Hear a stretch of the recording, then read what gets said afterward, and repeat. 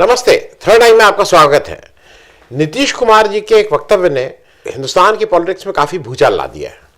नीतीश कुमार जी कल बिहार विधानसभा में जो अभी उन्होंने एक जाति सर्वेक्षण करवाया है और जिसके कुछ रिजल्ट जो आए हैं वो रिजल्ट सार्वजनिक किए हैं, उस संदर्भ में उसको मद्देनजर रखते हुए वो आरक्षण का कोटा बढ़ाने की बात कर रहे थे।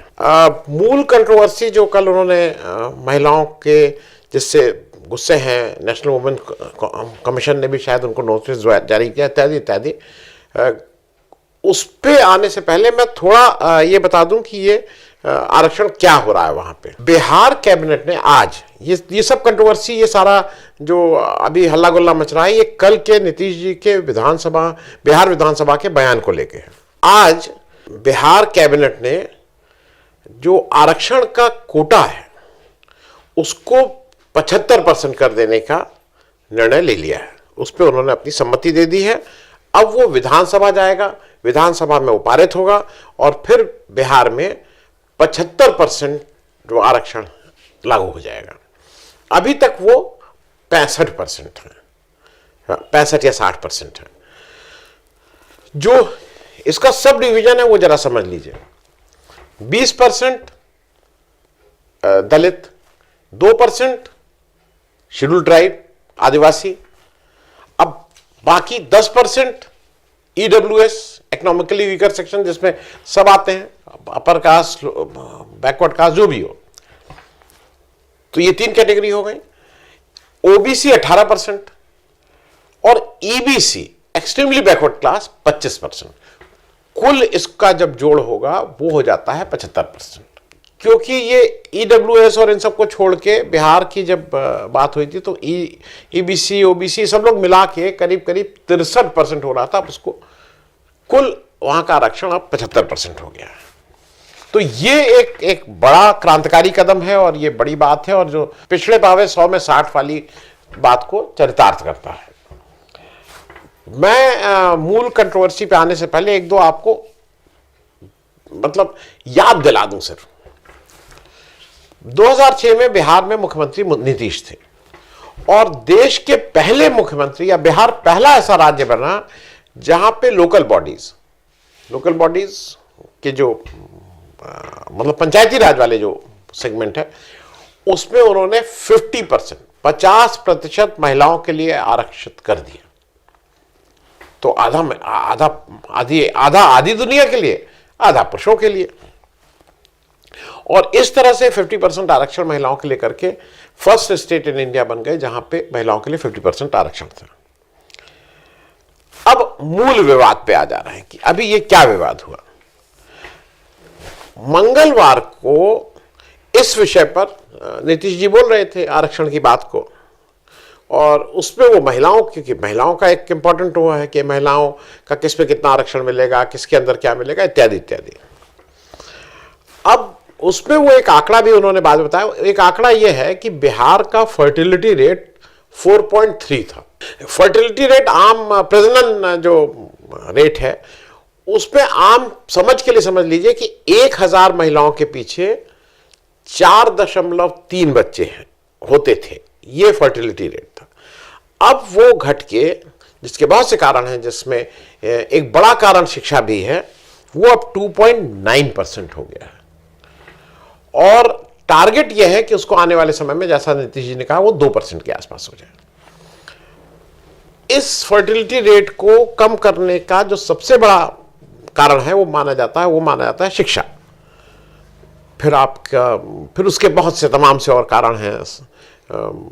पैसा भी एक कारण है, अमीरी गरीबी भी एक कारण है, इत्यादि इत्यादि। इस विषय पे बोलते हुए कि वो मतलब फर्टिलिटी रेट, इस पर सब पे बोलते हुए इसके कारण क्या हैं और क्यों हो रहा है, उनको मालूम नहीं क्यों एकदम से क्या सूझी कि वो प्रजनन की प्रक्रिया समझाने लगे। क्या बच्चा कैसा पैदा होता है, स्त्री पुरुष के संबंधों पर वो कुछ अजीब सी टिप्पणी करने लगे। वो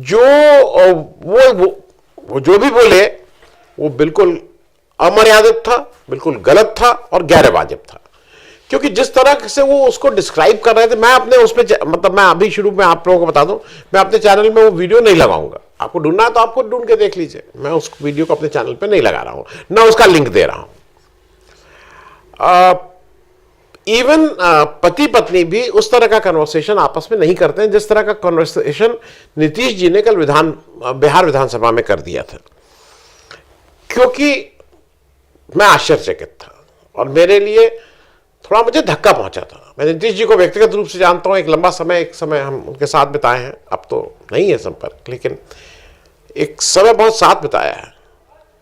बाकी को बहुत सी चीजें हैं पॉलिटिक्स में, मेरे उनके विचार अलग हो सकते हैं, मुझे कुछ उनसे कुछ शिकायत हो सकती है, लेकिन महिलाओं के और इस तरह की बात जो नीतीश जी कर रहे थे वो मालूम नहीं, जिसको एक अंग्रेजी में he lost his mind for that particular moment.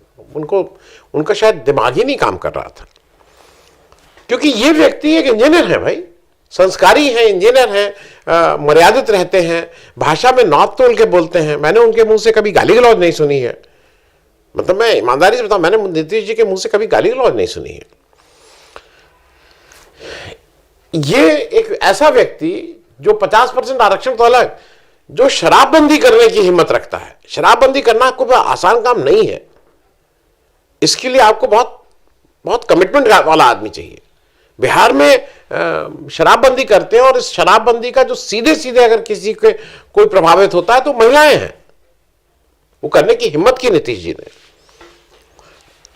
अब मुझे समझ में नहीं आया कि वो कल ऐसा क्यों कर रहे थे, अति उत्साह में थे। वो शिक्षा और ये जो काम, मतलब काम कला में कुछ वो रिलेशनशिप जोड़ने लगे कि शिक्षा से कैसे, अब वो ठीक है, आपको ये समझ में आता हो अपना करिए, आप एक्सपर्ट कमेटी में, यहां आपको क्या बताने की जरूरत थी। और एक चीज और बता दूं, ये स्लिप ऑफ टंग नहीं था। जैसे कभी कभी बोलते बोलते आदमी कुछ बोल जाता है ना, मैं अभी भी मानता हूं कि कमलनाथ जी ने उस दिन अखिलेश वखलेश जब किया वो स्लिप ऑफ टंग था, वो हिट ऑफ द मोमेंट में, पर ये स्लिप ऑफ टंग नहीं था नीतीश जी का। नीतीश जी वो समझ रहे थे वो क्या बोल रहे हैं, मतलब वो कोई गलती से बोल गए ऐसे ऑफ द कफ रिमार्क नहीं, वो समझ रहे थे वो क्या बोल रहे हैं। हालांकि आज उन्होंने उस बयान पे माफी मांगी है, 2-3-4 बार कहा है कि भाई माफी की बात कही है, और अपने शब्द वापस लिए। उन्होंने कहा मैं शब्दों को वापस लेता हूं। लेकिन जो नुकसान होना था ना नीतीश जी का, वो नुकसान तो हो चुका है। नीतीश जी प्रधानमंत्री के पीएम ऑल्टरनेटिव बन रहे थे इस देश में। वो पहले भी बने थे 2014 से पहले, लेकिन फिर वो तो बीजेपी के साथ चले गए, तो वो किस्सा वहीं खत्म हो गया। लेकिन जब से वो पिछले 2022 में 9 अगस्त को बाहर निकले हैं एनडीए से, और फिर किस तरह से इंडिया गठबंधन बनाया, तो वो एक serious candidate of prime minister थे, ऑल्टरनेटिव थे प्राइम मिनिस्टर के। लेकिन ये रिमार्क शायद मुझे ऐसा लगता है कि उनका बड़ा डैमेज कर गया है। जैसे अडवाणी जी का जिन्ना की मज़ार पे जाके कुछ कॉपी गेस्ट बुक में कुछ लिख देना शायद सबसे बड़ा कारण था कि अडवाणी जी उसके बाद प्राइम मिनिस्टर नहीं बन पाए।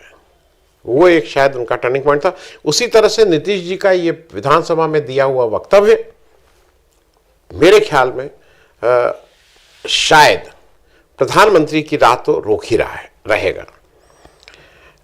अब एक चीज और हो रहा है कि जो मुझे ये समझ में आ रहा है, इन सारी चीजों को अगर मैं देखूं, लार्जर एक कंटेक्स्ट में देखूं, तो इंडिया अलायंस धीरे धीरे धीरे धीरे वो यूपीए होता जा रहा है।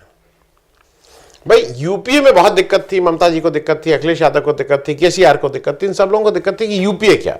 ममता बनर्जी ने तो ये वक्तव्य भी दिया था कि यूपीए इज इररिलेवेंट। लेकिन अभी ऐसा हो रहा है कि जो नीतीश जी ने किया, जो अखिलेश, इससे अपने आप इंडिया से यूपीए का रास्ता मुझे ऐसा लग रहा है कि वो उस तरफ बढ़ रहा है। अखिलेश यादव जी की बेचैनी देख लीजिए,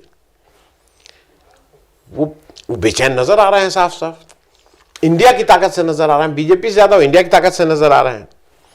अब हो क्या रहा है कि इंडिया अलायंस की निर्भरता अब धीरे धीरे कांग्रेस पे और ज्यादा बढ़ती जा रही है, और कांग्रेस की निर्भरता, कांग्रेस के पास जो आज की तारीख में सबसे बड़ा अस्त्र जो उनको वोट दिला सकता है और जिसकी वजह से गुडविल हो रही है वो राहुल गांधी है।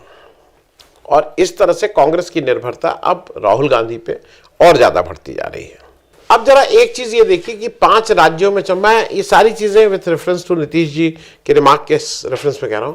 अब आप जरा ये देखिए कि 5 राज्यों के चुनाव में बीजेपी का क्या सिनेरियो होता है। बीजेपी कहती है एनडीए में, मिजोरम में उसकी सरकार है, एनडीए की सरकार है बीजेपी, तो वहां एक बहुत इंप्रूवमेंट हुआ तो 2, कोई 1 का 10 तो होने नहीं जा रही, ना सरकार बनाने जा रही। उसी तरह से तेलंगाना में बीजेपी का क्या है, 1 का 2, 2 का 3। तो बीजेपी वहां कुछ बड़े कारनामे नहीं करने की स्थिति में है। तो 2 स्टेट तो चुनाव शुरू होने से पहले ही, और अब तो और क्लियर हो गया है कि बीजेपी की वहां कोई उम्मीद नहीं। तो 3 में से 2 निकल गए। अब बचा छत्तीसगढ़। छत्तीसगढ़ में बीजेपी अभी तक नॉन स्टार्टर दिख रही है, तो 3 स्टेट निकल गए। अब 2 स्टेट बचते हैं ले देकर, राजस्थान और मध्य प्रदेश। अब 2 सिनेरियो हैं। एक सिनेरियो यह है कि एक पर मामला छूट जाए, एक बीजेपी के पास रह जाए, एक कांग्रेस के पास रह जाए। तब भी मुझे ऐसा लगता है कि एडवांटेज कांग्रेस होगा। आप पूछेंगे क्यों? हालांकि अगर 2-0 कहीं कांग्रेस, मतलब उन 3 को तो मैं मान रहा हूं बीजेपी उसमें भाग ही नहीं रही है, हिस्सा ही नहीं ले रही है, तो इसलिए बीजेपी का वहां कुछ नहीं है उन 3 स्टेट में। लेकिन इन 2 स्टेट में अगर कांग्रेस 2-0 से जीतती है तो ये जो कांग्रेस की हवा चलने की बात होती है वो आंधी में तब्दील हो जाएगी, इसको कोई नहीं रोक पाएगा। क्योंकि अब आप देख रहे होंगे, अगर आप भी घर के बाहर निकल रहे हैं, दोस्त मित्रों से मिल रहे हैं, धीरे धीरे वो नैरेटिव, कुछ लोग अंग्रेजी में बोलते हैं, हिंदी में हवा बोलिए, बातचीत में धीरे धीरे हवा इंडिया, कांग्रेस, राहुल गांधी, इन सब चीजों में वो अब घूम रही है। मैं एक चीज और कहूंगा इसको खत्म करने से पहले, कि नीतीश कुमार ने किसी स्पेसिफिक महिला, किसी विशेष महिला, किसी विशेष वर्ग की महिला के बारे में ऐसी बात नहीं कही थी। उन्होंने एक बहुत जनरलाइज स्टेटमेंट दिया था जो बहुत ही बचकाना था मेरे हिसाब से। लेकिन उन्होंने किसी महिला को टारगेट नहीं किया था कि ये स्पेसिफिक महिला को टारगेट या वो। लेकिन उन्होंने उसके बाद उस पर माफी भी मांग ली। हमारे देश में प्रधानमंत्री मोदी जी हैं, वो महिलाओं को टारगेट कर करके उन्होंने क्या कहा है? सोनिया गांधी को जर्सी गाय, डॉक्टर शशि थरूर की पत्नी को 50 करोड़ की गर्लफ्रेंड, ममता बनर्जी को दीदी ओ दीदी करके उनको ट्रोल करना, और रेणुका चौधरी को की हंसी को रावण की हंसी से कंपेयर करना, on the floor of the house बोले हैं।